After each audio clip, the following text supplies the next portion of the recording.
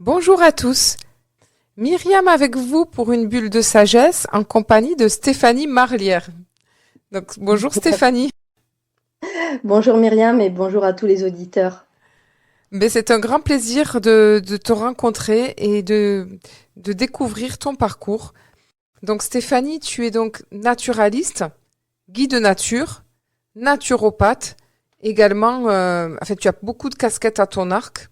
Tu accompagnes les personnes en montagne et tu es une passionnée de nature. Je vais plutôt le résumer comme ça. Là, ça sera plus simple. Tu aimes relier, comme tu le dis toi-même sur ton site, tu, tu aimes créer une synergie entre la terre et le ciel au service de l'humain. Exactement Myriam. Disons que la nature, elle met en accord tout le monde et je pense que elle est juste là pour tous les êtres humains et elle nous relie tous quelque part, rien que par sa beauté. Eh oui. Et donc, tu vas nous partager ton parcours qui va, j'espère, inspirer les auditeurs, parce que ton souhait le plus intime, c'est de permettre aux gens de se reconnecter avec la nature, avec leur essence profonde. C'est comme ça que tu me l'as présenté. Et, euh, Exactement. et toi, toute ta vie, on va dire que c'est comme si les faits s'étaient penchés sur ton berceau pour que tu sois baignée dans la nature depuis toute petite, hein. Et donc, c'est une véritable passion. Tu en as même fait après ton métier. Voilà, donc depuis ton plus jeune âge, tu ressens une connexion profonde avec le monde naturel et particulièrement les bois, les forêts, les collines, où enfant d'ailleurs, c'était déjà ton inspiration. Exactement Myriam. Mais j'ai eu la chance, voilà, d'atterrir en France, que bon, je suis belge, et très jeune, je suis arrivée dans un petit village qui était sur une colline. Et voilà, la chance que j'avais, c'est qu'il y avait des garrigues tout autour et qu'on avait vraiment une liberté, en tout cas à cette époque-là, incroyable. Donc, je faisais que courir partout autour des arbres, de la nature. Et j'ai eu la chance, voilà, de rencontrer, enfin, plutôt de savoir qu'il y avait un ranch juste derrière ce village. Donc, j'y suis allée. Et ce qui était incroyable, c'est que le jour où je suis arrivée dans ce ranch, donc il y avait toute la colline à traverser, j'y allais vraiment avec beaucoup de plaisir. Et au moment où je suis arrivée là-bas, un petit poulain venait de naître. Ah oui, Voilà. Et donc, c'est vrai qu'à cette époque-là, j'étais très connectée avec les animaux déjà. On avait beaucoup d'animaux et du coup, ce poulain, quand je l'ai vu, au moment où je l'ai vu, je savais que c'était mon cheval. Il venait vraiment de naître, il était encore tout mouillé. Il a senti ma présence et en fait, on s'est comme si on s'était interconnecté et reconnu. Et je me suis dit, mais c'est mon cheval. Et à cette époque-là, je regardais, voilà, comme beaucoup de ma génération, les films, voilà, de Zorro. Et en fait, il ressemblait au, il était noir comme le cheval de Zorro. Et il m'a vraiment touché en plein cœur. Et j'ai eu la chance, voilà, que ma mère m'offre ce cheval, ce petit poulain. Et en fait, nous avons grandi et on s'est, voilà, on a grandi ensemble et on a vraiment tout appris ensemble. Parce que j'étais toute petite, j'avais que 9 ans. Et c'était juste magique parce que jusqu'à mes 40 ans, voilà, on est restés ensemble. Et grâce à lui, je suis toujours restée dans la nature et au contact, voilà, des animaux et des arbres et de la garrigue. ah oui, c'est une belle histoire. Et il s'appelait comment? Alors, il s'appelait Odin. Donc, Odin, c'est un dieu viking qui est le dieu de la guerre et du tonnerre. Donc, il portait vraiment bien son nom parce c'était pas un cheval comme les autres.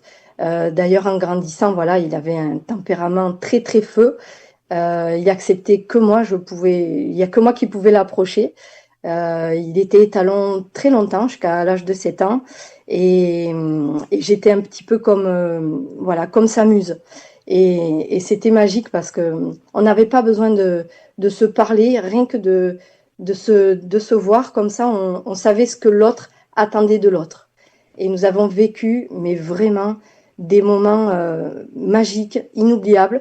Et surtout, il m'a appris voilà, les valeurs ben, que je pense magiques pour tout être humain, hein, c'est-à-dire la fidélité. Voilà, moi j'étais vraiment fidèle à son amour, à son amitié, et lui vice-versa.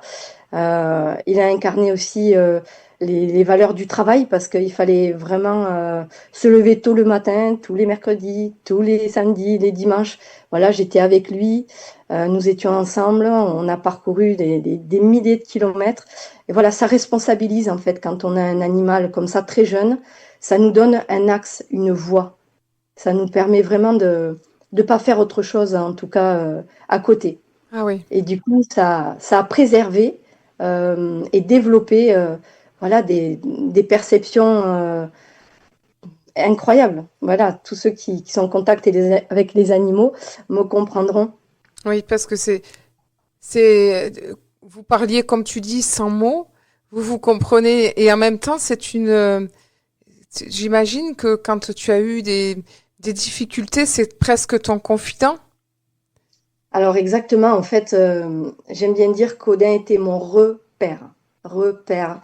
Alors, c'est vrai que j'ai pas eu mon père à mes côtés durant toute ma vie et ça n'a pas été voilà négatif ou quoi que ce soit, je pense, dans mon parcours, mais j'ai dû voilà faire comme un transfert hein, puisqu'il était vraiment tout pour moi. Il était ma famille, ma source de joie, de motivation. C'était ma motivation vraiment première.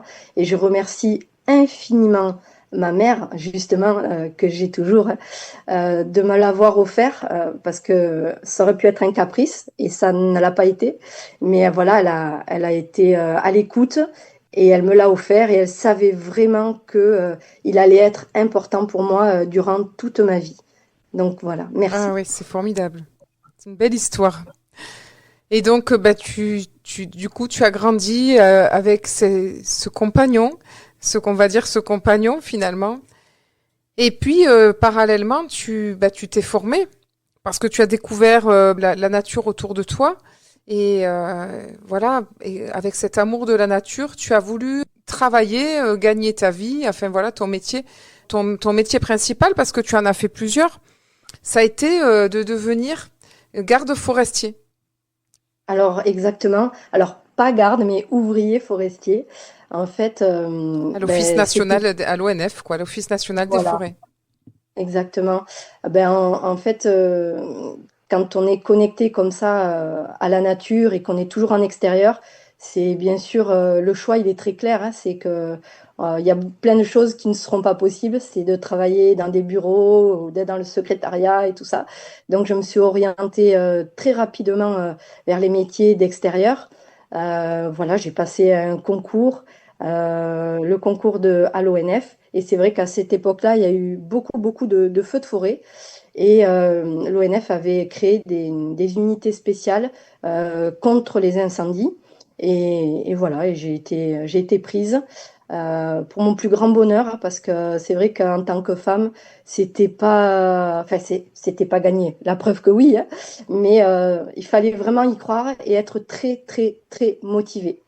Parce qu'en tant que femme, hein, c'est vrai que voilà, il y a des milieux qui sont, on va dire, plus difficiles à atteindre, à ouvrir les portes. Et là, j'ai écouté vraiment mon instinct, ce qui a été préservé justement. Il y avait toujours cette petite voix qui me disait vas-y, vas-y, parce que c'est ta place et de toute façon, tu peux pas faire autre chose. Donc, j'ai eu la chance, voilà, de travailler en plus dans les montagnes où j'ai grandi. Donc, pour moi, c'est très familier. La nature, elle fait partie de moi. C'est vraiment ma maison, mon champ mon terrain de jeu aussi, hein, d'apprentissage.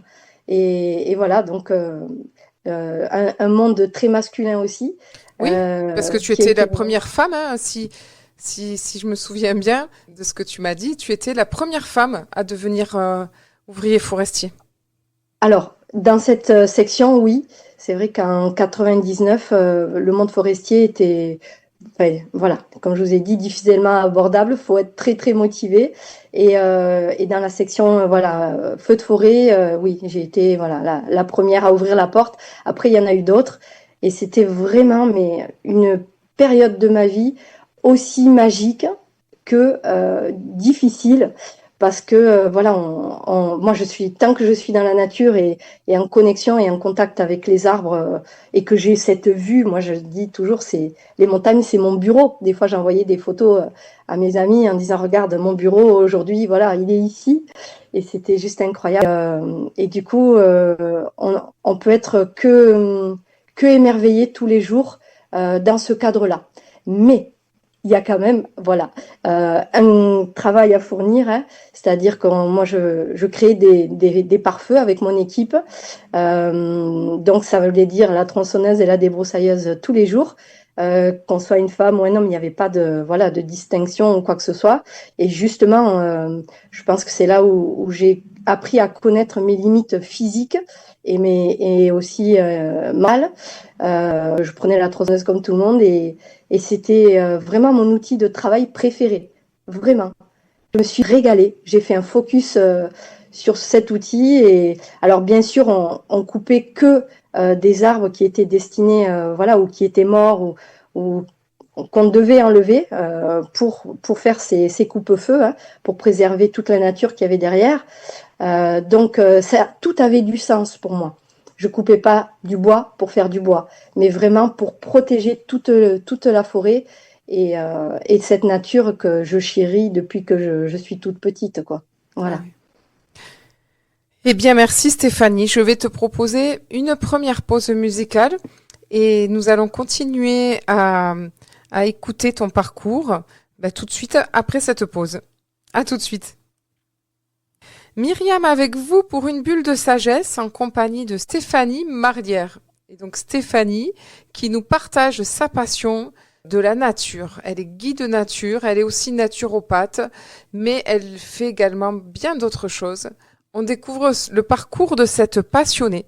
Mais j'ai oublié aussi de dire quelque chose d'important, c'est que Stéphanie, si nous sommes en lien aujourd'hui, c'est grâce à ton compagnon qui intervient régulièrement dans mes émissions et que les auditeurs adorent écouter, c'est Denis Malice. Voilà, tes impôts. Voilà, Zangpo, l'inspiration du moment. Petite parenthèse, et c'est très important puisque vous partagez également des balades, on va dire des randonnées, des promenades ensemble, où chacun va faire découvrir quelque chose, quoi, de sa spécificité, de ses compétences, pour faire découvrir la nature autrement. C'est comme ça qu'on peut le dire? Exactement. Voilà, on est un binôme dans la vie et parfois dans le travail. Et c'est vraiment magique de pouvoir proposer cela, déjà avec Zampo, parce que on aime, voilà, moi j'admire vraiment qui il est et ce qu'il fait et tout ce qu'il déploie. Et du coup, on fait des balades pour expliquer aux gens, pour faire ressentir des choses qui des fois ressentent déjà, mais qui ont du mal à expliquer. Donc moi, ça va être plutôt voilà la partie découverte de la nature, sensibilisation avec les arbres et Zangpo, ce sera plutôt voilà la géobiologie et tout ce qui est radiesthésie aussi. Oui, Donc ça c'est, fait des journées très denses, ah oui, mais les gens adorent vraiment ah oui. et merci Ah oui, vraiment. oui, parce que c'est une casquette qui nous a pas trop dévoilé encore à l'antenne, mais du coup, ça sera très intéressant de vous entendre peut-être ensemble sur ce sujet. Avec plaisir. Voilà. Alors, on va revenir à toi, Stéphanie, et à ton parcours. Donc, dans ton histoire de vie, tu étais donc ouvrier forestier dans un milieu Exactement. d'hommes, c'est ça? C'est ça. À la fois très Les deux. gratifiant et à la fois très difficile physiquement. Et puis, tu es passé à autre chose. Donc, tu es devenu naturopathe. Et c'est là que tu as créé Exactement. ton association, l'essentiel au naturel. Exactement. Exactement. Donc après, voilà, j'ai voulu aussi prendre soin de moi à un moment donné. J'ai beaucoup pris soin de la nature, hein. Je prends encore beaucoup soin d'elle. Mais c'est vrai que ben, la vie, elle fait qu'à un moment donné, il faut faire le focus aussi sur son corps parce qu'il faut en prendre soin. C'est vraiment le véhicule que l'on a pour cette vie. Et du coup, voilà, j'ai voulu me soigner naturellement, bien sûr, parce que pour moi, c'était évident. Et du coup, j'ai complètement switché dans la naturopathie. Et ça a été aussi voilà, une grande révélation. J'ai fait une très belle rencontre quand j'étais toute jeune aussi, Jacques Lopez, dans ce fameux petit village dans la colline. Donc, Oui. il était naturopathe, magnétiseur, et il nous coachait sur beaucoup de choses. C'était un petit peu notre papa spirituel, notre repère. Et Il c'est vous vrai que, enseignait le taekwondo? exactement. Donc le taekwondo et puis les bains en mer, les bains froids, voilà, tout ça, c'était très. Euh, ça m'a accompagné, ça a accompagné beaucoup mon frère, beaucoup. Et puis moi, par la suite aussi. Et du coup, c'est vrai que la naturopathie, voilà, c'est soigner et accompagner les gens avec des remèdes naturels et des techniques et des pratiques naturelles aussi. C'est la simplicité en fait, hein. C'est revenir à son corps, comprendre la cause de toutes nos pathologies aussi. Et pour moi, ça m'a beaucoup parlé. Donc, j'ai vraiment basculé dans dans cette sphère qui m'a complètement guérie au niveau physique. Voilà. Parce que j'étais quand même abîmée. Et c'est vrai que voilà, le Reiki et la naturopathie ont été pour moi le combo parfait pour me rétablir et avoir aussi envie de guider les gens à travers cette spécificité. Ah oui. Et puis tu as fait une autre rencontre capitale, Madame Gobert. Elle. Ah oui, Madame Gobert. Madame Gobert, elle est intervenue aussi dans ma vie à un moment où j'en avais vraiment mais beaucoup besoin. Et voilà, et elle était. Alors, elle est, hein, parce elle est vivante, hein, et donc, elle était maîtresse. Et ce qui était magique avec elle, c'est qu'elle m'apprenait toujours beaucoup de choses. Je faisais son jardin parce qu'on avait une belle complicité.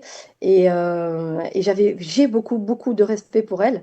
Et voilà, et elle m'écoutait parler, exprimer voilà, ce qui se passait en moi. Et elle avait décelé quelque chose que moi, je n'avais pas compris en fait, hein. Donc, je souffrais physiquement et un petit peu moralement, on va dire. Et voilà, et elle m'explique que en fait, l'intelligence, elle qui était maîtresse en plus, l'intelligence, c'est pas celle qu'on croit, celle voilà, qui nous fait arriver à être avocat ou tous ces métiers-là. Mais la vraie intelligence, c'est celle du cœur. C'est celle-là qui prime. C'est celle-là qui va faire en sorte que on est à l'écoute des gens en face de nous et de soi. En fait, l'intelligence du cœur, c'est ce qu'il y a de primordial chez chaque être humain. S'il n'y a pas cette intelligence du cœur, euh, il y aura beaucoup de souffrance. Et il faut vraiment la maintenir, parce qu'on l'a tous à la base, et puis la développer, et puis la propager. Et voilà, elle m'a ouvert les yeux sur ces deux mots, d'ailleurs, c'était des mots. Tu as l'intelligence du cœur. Serre-toi-en, et ça va t'ouvrir des portes. Et c'est ça qui prime, quoi. J'ai trouvé ça, voilà, ça fait tilt dans ma tête le jour où elle m'a expliqué ça. Et du coup, voilà, après, dans un deuxième temps, elle m'explique voilà, ce qu'est le Reiki et tout ce que je peux faire avec cette énergie. Donc, elle voyait loin, hein, elle me voyait déjà faire plein de choses avec cette énergie. Et moi, je comprenais pas tout ce qu'elle me disait, mais je lui faisais confiance. Et donc voilà, et je Ah. trouvais qu'elle avait vraiment une façon d'amener les choses et aussi dans les mots. Voilà, c'est les mots à chaque fois qui m'amenaient à bien écouter et, ce qu'elle avait à me dire, quoi. Ah oui. C'était important, Comme quoi très important. le mot est essentiel, ça c'est sûr. Exactement. Donc c'est quelque part, elle a vu en toi déjà la graine qui a aujourd'hui à pousser pour refaire la comparaison avec la nature, hein. Elle a vu en toi la petite graine qui allait devenir un arbre. Exactement. Alors un arbre, je sais pas, arbuste, oui, mais en tout cas, voilà, elle me donnait confiance en ce qu'elle ressentait parce qu'elle avait elle a des ressentis très pertinents aussi. Et voilà, elle me disait, tu verras, cette énergie, déjà, elle va te guérir de tous tes maux, mais les mots MOUT également. Et tu feras des conférences, tu pourras enseigner et transmettre aussi le Reiki. Et en fait, ça s'est avéré juste, mais très rapidement, très rapidement. De suite, elle me disait, ben là, tu es prête. Allez, hop, là, c'est le niveau 1. Après, maintenant, tu es prête. Ça sera le niveau 2. Et moi, je me laissais complètement guider par Madame Gobert qui a su vraiment m'accompagner. Et elle m'accompagne encore, hein, vraiment. Merci, merci à elle.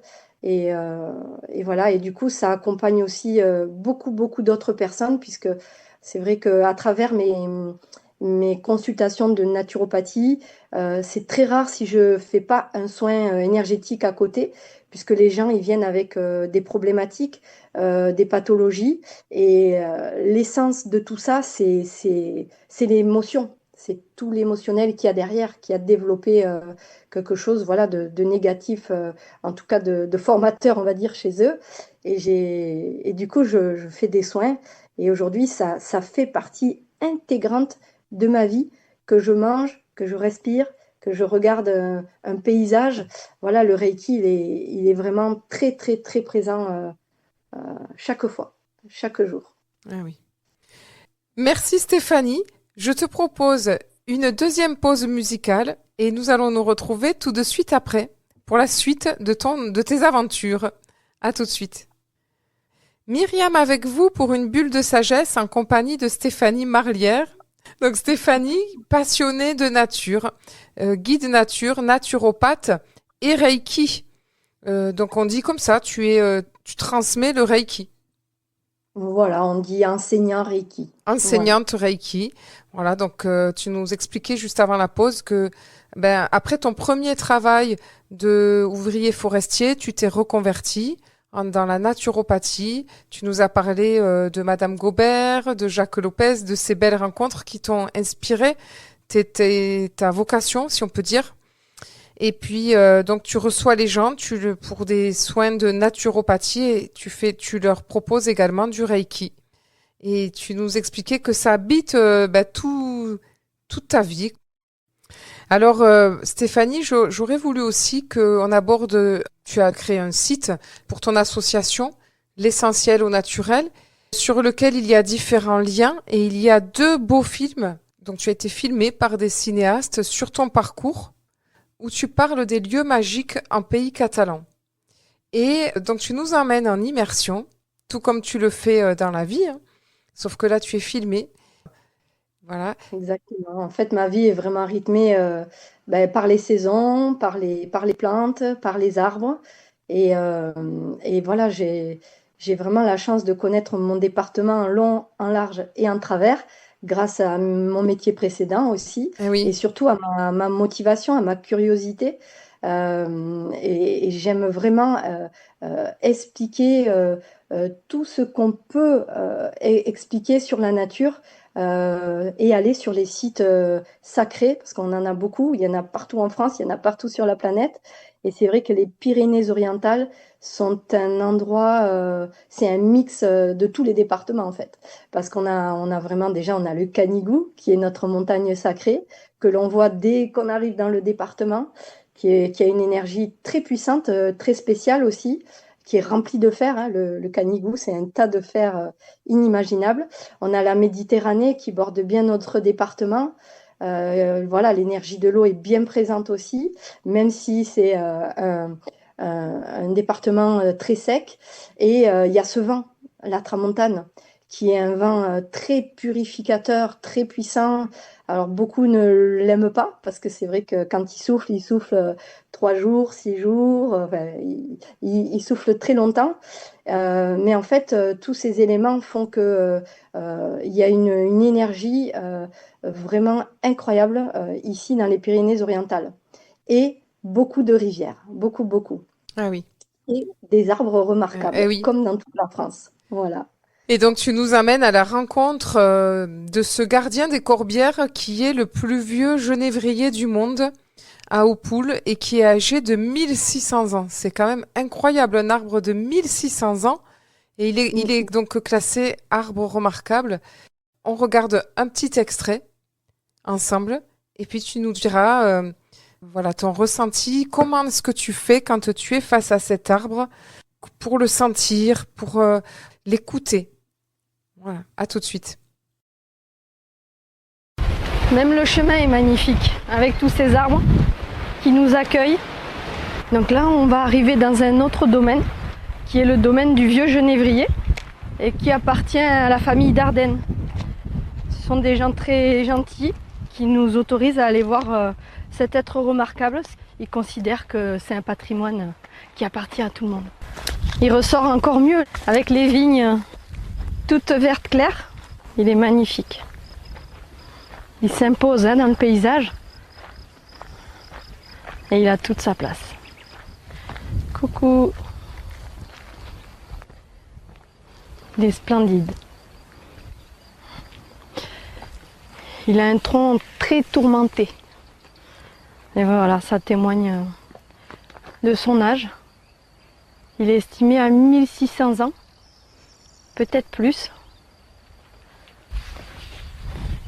Et il est classé arbre remarquable depuis 2005. Au moins il est protégé et répertorié. On a la chance qu'il a été épargné par toutes les familles qui ont pu le posséder. Et en fait ici c'est un petit creux où il y a beaucoup de vignes, beaucoup de terroirs viticoles. Et en fait ils l'ont gardé pour pouvoir se mettre à l'abri du soleil à chaque fois qu'ils travaillaient. Et du coup ils l'ont préservé. Et un petit arbuste est devenu un arbre remarquable. Il est très protecteur. Sous sa coupole là on se sent vraiment... on sent de la bienveillance et de la force, de la puissance.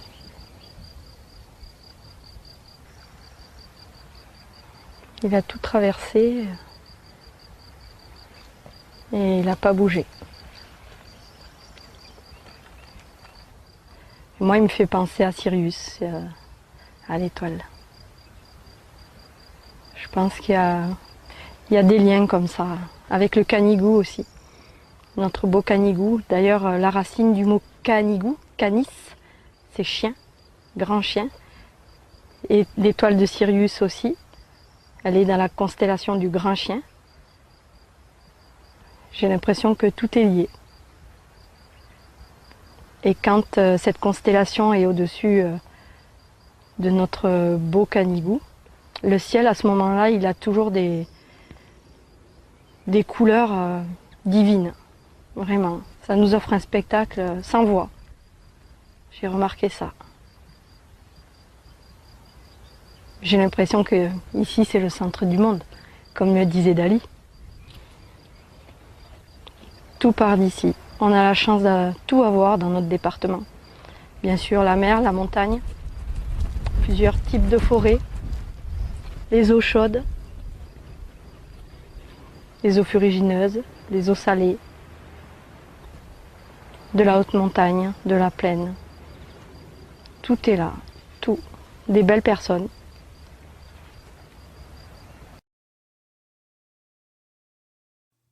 Donc, cet arbre, il est déjà, je pense vraiment que c'est un arbre céleste. C'est un arbre qui vient vraiment d'ailleurs. Rien que de par sa forme, elle est assez impressionnante. Donc, il est dans un endroit où il y a énormément de vent.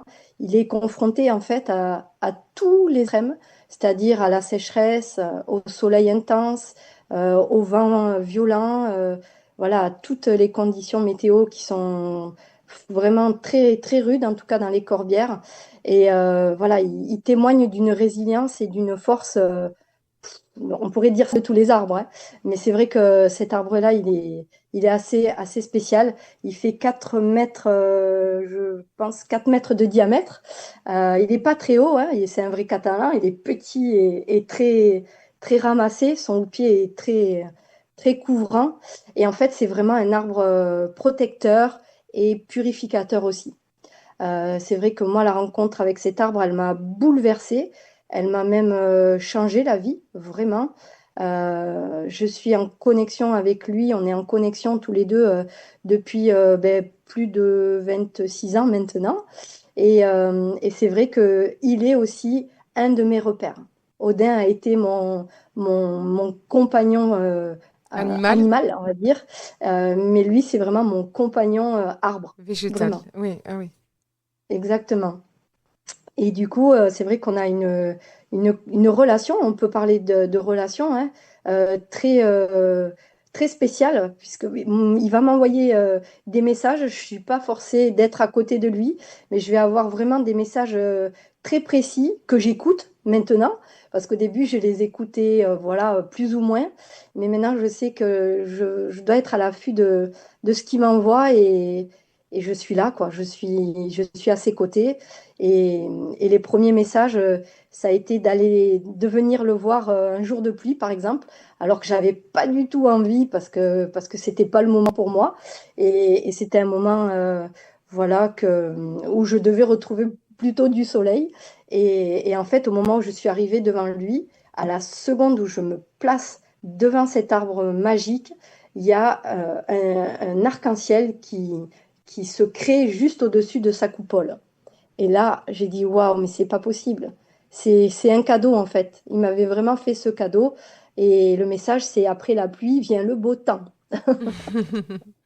Et je l'ai pris en photo. Je Ah l'ai oui, pris en photo ce moment parce qu'il est vraiment incroyable. Et aussi, voilà, il m'a vraiment demandé de regrouper les gens autour de lui parce qu'il y a beaucoup de gens qui ont besoin de se reconnecter aux arbres, tout simplement parce que les arbres sont nos frères, sont nos amis, nos fidèles.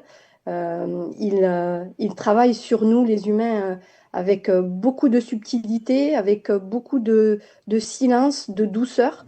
Et à chaque fois que j'emmène des groupes là-bas, il se passe voilà, des choses libératrices pour les gens. Alors, ils ne pleurent pas, il n'y a pas de grosses manifestations, hein, mais il y a souvent des choses, voilà, la magie, elle opère, vraiment. ah Il y oui, a des puis libérations et, euh, et ça me fait vraiment plaisir de pouvoir embarquer les gens dans cet univers. Vraiment, ah oui. Puis se dire c'est ce qu'il qu'ils a, ont besoin. puis se dire quand même 1600 ans, c'est qu'il a traversé les siècles et il est toujours là. C'est ça qui est Alors, aussi. Il est gardien de toute notre mémoire en fait aussi. c'est ça. C'est ça, c'est vraiment les racines, hein. Nos racines, c'est nos mémoires, c'est nos ancêtres. Et ils travaillent beaucoup sur cette partie-là, mais avec beaucoup de douceur, de subtilité. Ah oui. Il met en lumière des choses qui doivent être mises en lumière, mais avec de la douceur. Parce que travailler sur les mémoires, des fois, c'est très remuant. Et je ne le conseille pas d'ailleurs. Mais voilà, en allant voir les arbres, et notamment celui-là, c'est vrai il y a beaucoup de travail qui est fait en profondeur et avec vraiment une douceur extrême. Moi, il m'a réconcilié vraiment avec mes ancêtres, bien sûr, mais avec le grand-père, le père, toute cette lignée masculine. Et vraiment, ça a pensé beaucoup de choses. Aujourd'hui, je suis vraiment en paix et je sais pertinemment que c'est grâce à lui. Ah oui. Donc en fait, ce que tu essayes de dire aussi à travers la nature, à travers que ce soit le végétal ou l'animal, ou même peut-être le minéral, puisque tu parlais de cette source ferrugineuse, il se passe des choses non seulement avec eux, donc il y a un lien qui se crée, mais il y a aussi, et tu le dis aussi dans ta présentation, il y a une réconciliation, il nous enseigne en fait, il y a une réconciliation profonde. Euh, Exact. voilà. Exactement. En fait, ils vont travailler sur nos états émotionnels négatifs et du coup, ben, c'est des schémas, hein, tout ça, hein. Et ils arrivent vraiment à transformer ce qui est négatif en positif. Oui, Vraiment, ils arrivent à... C'est des alchimistes sous plein d'aspects. oui. C'est assez exceptionnel, vraiment. Tu en témoignes, tu dis que tu as transformé ta colère en joie, en tranquillité et en amour profond. Et vraiment, je pense que c'est la nature, l'observation, la connexion permanente avec elle qui a su transformer tout ça. Vraiment. Et merci Stéphanie. Donc je te propose une dernière pause musicale et nous allons nous retrouver pour conclure cette émission et voir tes actualités, tes projets et toutes les belles choses encore que tu dois nous partager. À tout de suite. Myriam avec vous pour une bulle de sagesse en compagnie de Stéphanie Marlière, cette naturaliste passionnée. La nature, c'est vraiment ta passion. Voilà. Stéphanie propose également des séances de naturopathie et de Reiki. Exactement, Myriam. Exactement. Et Alors, là, c'est vrai que les arbres encore m'ont soufflé voilà, de créer, par exemple, un gros événement, un gros festival qui va bientôt faire ses 10 ans. Et en fait, un jour, je suis passée dans une forêt de peupliers. Alors, le peuplier, c'est l'arbre du peuple. C'est l'arbre qui réunit. C'est un arbre très, très lumineux. Et un jour, je passe dans cette petite forêt et j'ai vraiment une vision très claire d'un festival, donc en extérieur, où il y a voilà, des barnums blancs partout, où il y a des chevaux qui vont dans les allées, il y a des attrape-rêves partout et du monde là avec un grand sourire, qui sont tous heureux de se retrouver. Et en fait, j'ai dit waouh, mais c'est ça en fait. Je peux en fait créer cet événement, ce festival ici. Donc dans la foulée, j'ai mis en place cet événement et aujourd'hui, il réunit vraiment des milliers de personnes chaque année. Donc je le fais à Toulouse, c'est à côté de Perpignan. Donc c'est le dernier week-end du mois de juillet et c'est vraiment un festival de rencontres et de reconnexion entre humains. Voilà. Et c'est vraiment un rendez-vous qu'on attend tous avec impatience. Voilà. Et à chaque année aussi, on a des invités, donc on a des exposants exceptionnels qui viennent. Alors au début, je disais de toute la France, mais maintenant je peux dire de toute la planète. Et on a des invités aussi d'honneur assez exceptionnels. Cette année, nous avons Raoul Barty qui vient, un guérisseur indien qui œuvre aussi de son côté inlassablement. Et il vient nous faire vraiment l'honneur de sa présence durant 4 heures pour ce beau festival. Donc c'est 2 jours de magie, bien sûr avec des chevaux, avec des attrape-rêves partout. J'ai tout refait comme dans ma vision.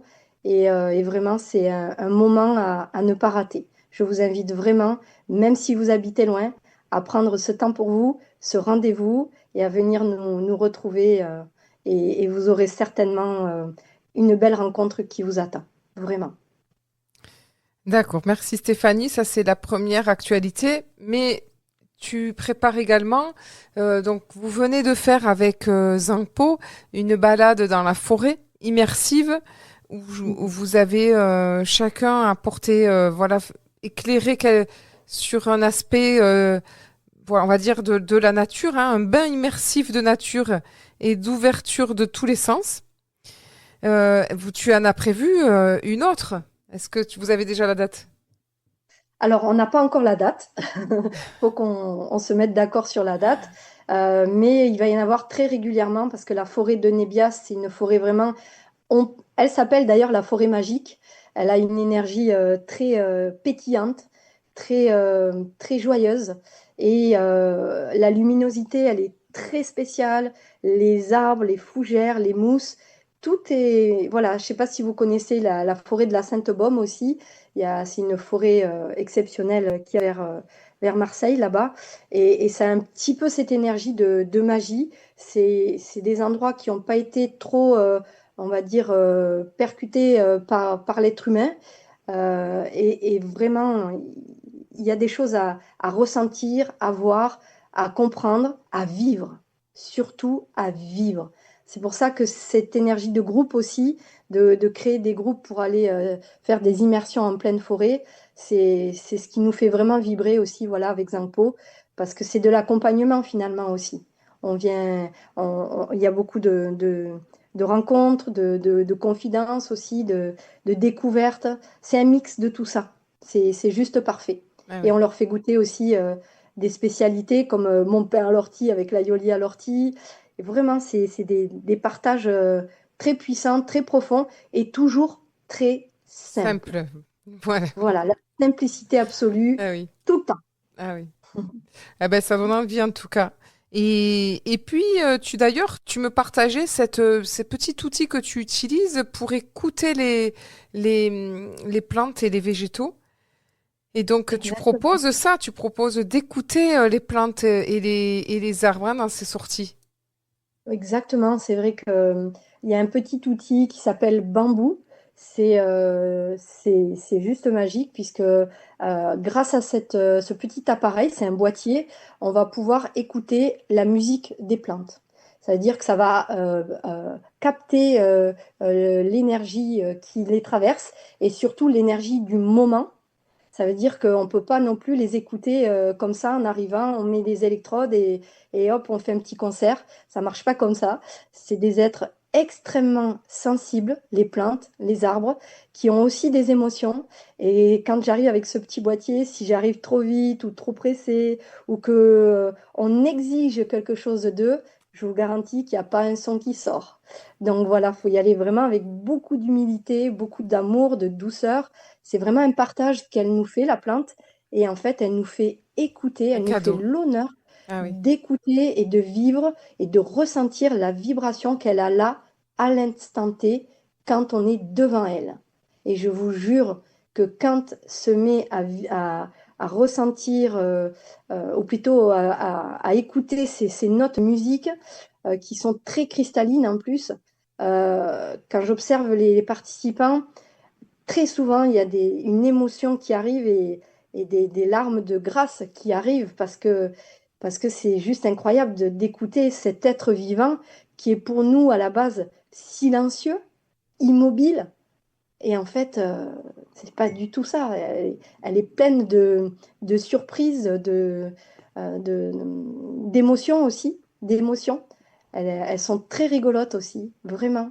Ah oui. C'est, c'est toujours un grand suspense. Quand je mets les Oui. électrodes, c'est toujours un grand suspense. Et encore la dernière fois, c'est la plus petite des plantes qui nous a fait un chant inimaginable.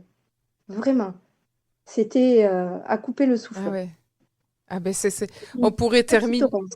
mais on pourrait presque terminer par ce petit mot de la fin, la plus petite des plantes qui nous fait le chant le plus magnifique. Mais peut-être c'est un beau message finalement pour nous tous. Exactement. Ne pas se fier aux apparences aussi. Oui. Eh bien, merci Stéphanie. Nous arrivons à la fin de cette émission.